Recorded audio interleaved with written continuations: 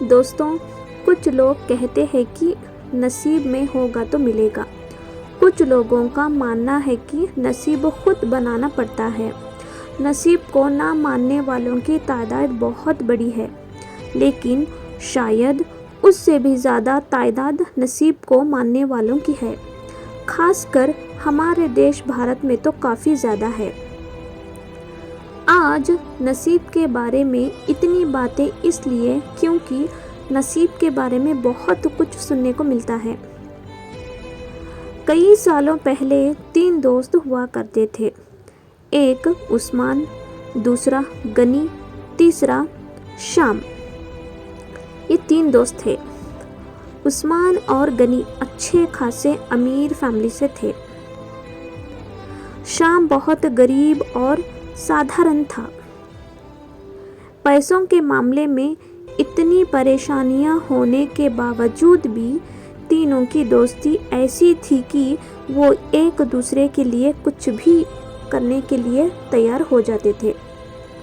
دونوں امیر دوستوں نے اپنے غریب دوست کی حالات بدلنے کے لیے اس کی کئی بار مدد کی تھی، لیکن اس کی حالات میں کوئی بھی بدلاؤ نہیں ہوتا تھا۔ وہ کہتے ہیں نا کہ سمے سے پہلے اور نصیب سے زیادہ کسی کو کچھ نہیں ملتا۔ بس ایسے ہی کچھ شام کے ساتھ ہوتا تھا۔ تینوں ہی جوان ہو گئے۔ دونوں امیر دوست اپنا اپنا بزنس اچھے سے کرنے لگے اور پہلے سے بھی زیادہ امیر بنتے چلے گئے۔ شام کی حالات بد سے بدترین ہوتی گئی۔ اپنے دوست کی بگڑتی ہوئی حالات دیکھ کر عثمان اور غنی نے اس کے لیے کچھ کرنے کا فیصلہ کیا۔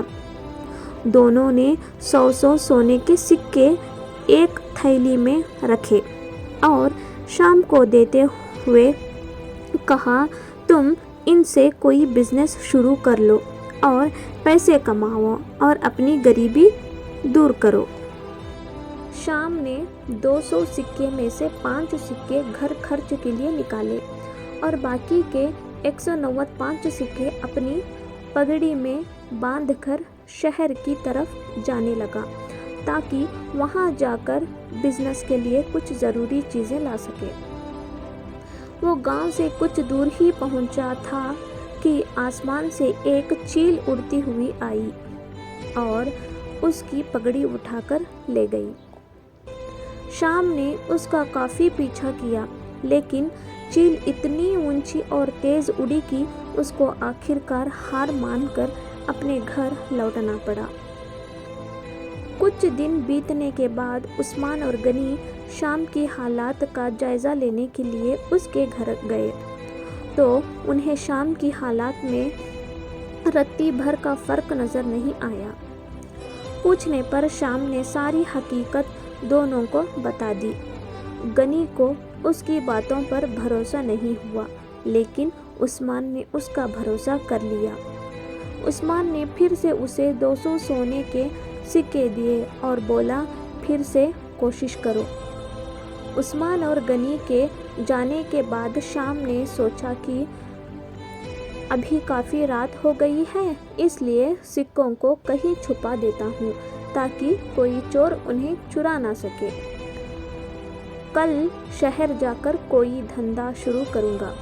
انہیں ان سکوں کو اپنے گھر میں رکھی بھوسے کی ایک ٹوکری میں چھپا دیا۔ شام صبح نیند سے جاگا اور سیدھا اس بھوسے کی ٹوکری کی طرف گیا جہاں اس نے سکے چھپائے تھے۔ اس نے گھر میں کافی ڈھونڈا، لیکن اسے وہ بھوسے کی ٹوکری کہیں نہیں دکھائی دی۔ اس نے اپنی ماں سے پوچھا تو ماں نے بتایا کہ اسے سبزی خریدنی تھی اور گھر میں پیسے نہیں تھے، اس لیے اس نے اس بھوسے کی ٹوکری کے بدلے سبزی خرید لی۔ شام آخر کرتا بھی کیا، وہ اپنی قسمت کو کوستا رہ گیا۔ پھر سے کچھ دنوں بعد عثمان اور غنی شام کو ملنے آئے، تب بھی انہیں اس کی حالات بدلی ہوئی نظر نہیں آئی، بلکہ اس بار تو اس کی حالات اور زیادہ خراب ہو گئی تھی۔ اس کے کپڑے پھٹ چکے تھے اور گھر میں کپڑے سینے کے لیے سوئی تک نہیں تھی۔ عثمان اور غنی کے پوچھنے سے پہلے ہی شام نے اپنے ساتھ بیتی ہوئی گھٹنا کے بارے میں سب کچھ سچ سچ دونوں کو بتا دیا۔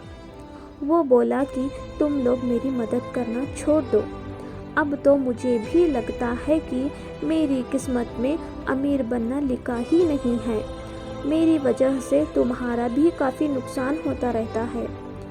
غنی کو اپنے دوست کی ایسی حالات دیکھ اس پر رحم آ گئی، لیکن وہ جانتا تھا کہ وہ چاہے کتنی بھی اس کی مدد کرنے کی کوشش کرے، اس کا پرینام بالکل ناکامیابی ہی رہتا ہے۔ اس لیے وہ ترنت بازار جا کر ایک سوئی خرید کر لایا اور اس نے شام کو وہ سوئی دے دی۔ عثمان اور غنی کے جانے کے بعد شام نے اپنی ماں سے کہہ کر اپنے پھٹے کپڑے سلوا لیا۔ اسی روز اس کے پڑوس میں رہ رہے مچھوارے کی بیوی اس کے گھر آئی اور سوئی مانگنے گئی۔ وہ بولی، میرے پتی کو مچھلیاں پکڑنے جانا ہے، لیکن ہمارا مچھلی پکڑنے کا جالا کئی جگہ سے پھٹ چکا ہے، اگر آپ کے پاس سوئی ہے تو میری مدد کر دیجیے، اس کے بدلے میں آپ کو ایک اچھی سی مچھلی دے کر جاؤں گی۔ شام کی ماں نے اس مہیلا کو سوئی دے دی۔ اگلے دن وہ مہیلا ایک بڑی سی مچھلی کے ساتھ ان کے گھر آئی اور انہیں شکریہ کہتے ہوئے سوئی اور مچھلی اس کو دے کر چلی گئی۔ شام کی ماں نے تب مچھلی کو پکانے کے لیے کاٹنا شروع کیا تو اس کے پیٹ سے چمکیلے پتھر نکلا۔ شام کو پتھر قیمتی لگنے لگا، اس لیے وہ ضروری کے پاس جا کر اس کی جانچ کرائی تو وہ بے حد قیمتی ہیرا تھا۔ اس کو بیچ کر شام کو 20,000 سونا مہرے مل گئے۔ اتنے سارے پیسے اس کی غریبی دور کرنے کے لیے کافی تھے۔ ان پیسوں سے اس نے اپنے لیے ایک اچھا گھر خریدا اور کافی ساری کھیتی کرنے کے لائق زمین اور ایک باغیچہ بھی، ساتھ میں کئی سارے گائے بھینس خریدی تاکہ دودھ کا بزنس شروع کر سکے۔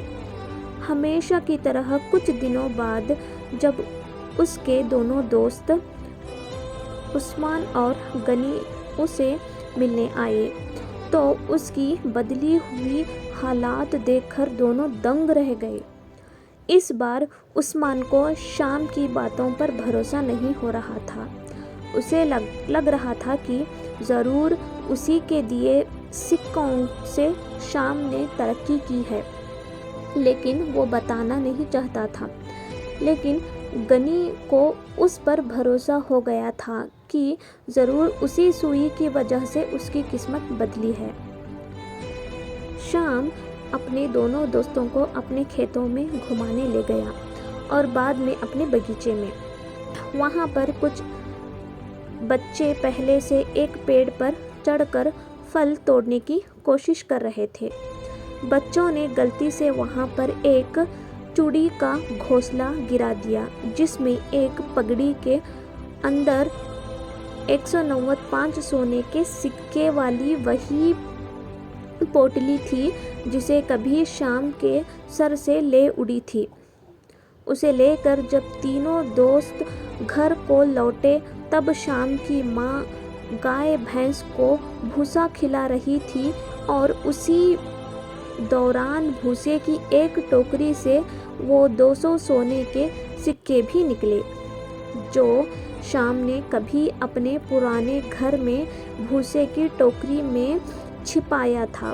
اس کی قسمت کچھ ایسا کھیل کھیل رہی تھی کہ اس کے حق کی ساری چیزیں اور خوشیاں اس کے پاس لوٹ کر آ رہی تھی۔